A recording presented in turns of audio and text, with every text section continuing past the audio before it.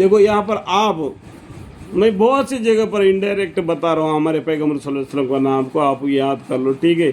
आप यानी पैगम्बर सल्लल्लाहु अलैहि वसल्लम ये भी कह दीजिए, आई लोगों तुम्हारे पास दीन हक, ये दीन हक क्या है? इस्लाम है, तुम्हारे रब के तरफ से यानी अल्लाह के तरफ से बदलील पहुँच चुका है। बदलील के साथ एक पैगम्बर आए, किताबें आए, ये दलील है। और मूसा अलैहिस्सलाम के पास लाठी था और अज़्वेदा था, वो दलील है दीन के तरफ दावत देने के लिए। एक कुरान है दीन के तरफ दावत देने के लिए। कुरान में ये भी कहा गया है कि तुम कुरान के जो लोगों को दीन के तरफ दावत दो, कुरान के बरकत से अगर उनका दिल में अगर ईमान का जज्बा पैदा हो तो वो बेहतर है। अगर वो उल्टे अपनी ज़िंदगी वही हालत में गुजारना चाहता है तो वो उसकी मर्जी है, कोई इसके ऊपर कोई तायनात नहीं। आई लोगों तुम्हारे पास दीन हक तुम्हारे रब के तरफ से बदलील पहुंच चुका है। सो इसके पहुंच जाने के बाद जो शख्स राही रास्ते से फिर आ जाएगा, राही रास्ते पर आ जाएगा, सो अपने नफ़ा के वास्ते राही रास्ते पर आवेगा। कोई किसका नफ़ा नहीं, ते तुम्हारी रफ़ा है। तुम अगर दीन इस्लाम के तरफ आएगा उसका नफ़ा तुम्हारे लिए, गैरों के लिए नहीं। पैगम्बर सल्लल्लाहु अलैहि वसल्लम का ये हुक्म है कि अल्लाह के हकाम को बंदों तक पहुंचा देना, माने ना माने उनका मर्जी। जो शख्स राही रास्ता पर आ जाएगा सो अपने नफ़ा के वास्ते राही रास्ता पर आवेगा। और जो शख्स अब भी बेराह रहेगा, इतने 1,24,000 पैगम्बरें आने के बावजूद भी, इतना किताबें नाजिल होने के बावजूद भी, इतने नसीहत आने के बावजूद भी अब भी बेराह रहेगा तो उसका बेराह होना यानी उसका वबाल भी उसी पर पड़ेगा, उसी के ऊपर पड़ेगा, दूसरे के ऊपर पड़ने नहीं पड़ेगा। ये बात को जान लो।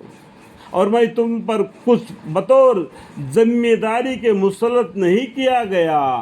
देखो यहाँ पर बोलते हैं हमारे पैगम्बर सल्लल्लाहु अलैहि वसल्लम, मैं का मतलब क्या है? हमारे पैगम्बर सल्लल्लाहु अलैहि वसल्लम, और मैं तुम पर कुछ बतौर जिम्मेदारी के मुसल्लत नहीं किया कि तुम सब मुसलमान होना चाहिए, तुम सब नमाज पढ़ना चाहिए। इस तरीके से मुझ पर ये फ़र्ज़ करके नहीं भेज दिया कि तुम्हारे हाथ दाढ़ी पकड़ कर खींच कर मस्जिद में ले आए।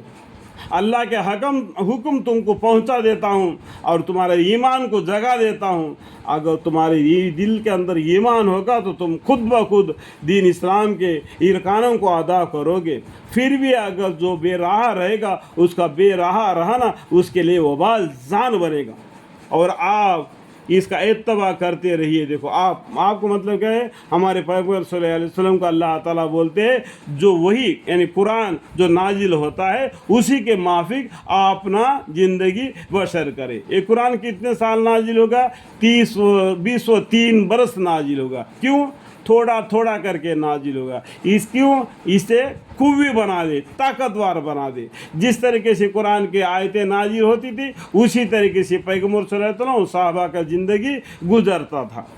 ये कुरान के माफिक हमारे पैगम्बर सल्लल्लाहु अलैहि वसल्लम सहाबा करम ने दीन इस्लाम को ज़िंदा करके हमारे कंधों पर रख कर वो बेचारे चल दिए। आज हमारा फ़र्ज़ क्या है? हर इंसान अपना जीवे मुंह डाल के देखे तो मालूम पड़ जाएगा कि हम कितने पानी में डूबे हुए। जो कुछ आपके पास वही भेजी जाती है। और इनके कुफर एज़ा पर सब्र कीजिए। जो ये काफ़ी लोग कुफर एज़ा देते हैं इस पर सब्र कीजिए। जो अल्लाह के तरफ जो वही आती है उसके माफिक अपनी ज़िंदगी बशर कीजिए, यहाँ तक कि अल्लाह ताला इनका फ़ैसला कर देंगे। और सब फैसला करने वालों में अच्छा फ़ैसला करने वाले हैं।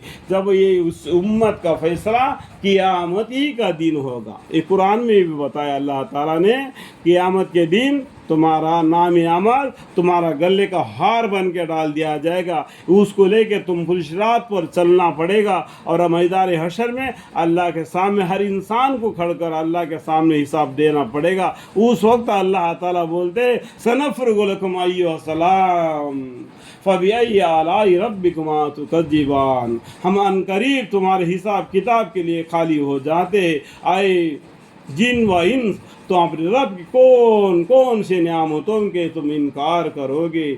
اللہم اغفر لی.